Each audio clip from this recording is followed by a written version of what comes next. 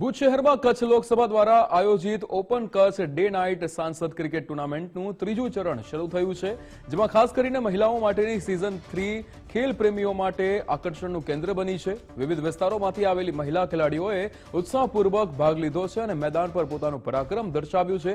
Season 3ના આ આયોજનનો ઉદ્દેશ્ય મહિલાઓમાં છુપાયેલી ખેલ પ્રતિભાને ઉજાગર અને કચ્છ જેવા સીમાવર્તી જિલ્લામાં ખેલ સંસ્કૃતિને મજબૂત કરવાનો છે।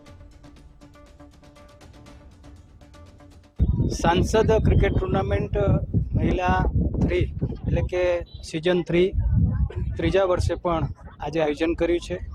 16 જેટલી ટીમોએ એમાં ભાગ લીધો છે। બધી જ બહેનોને ઘણી શુભકામના અને શુભેચ્છા પાઠવું છું।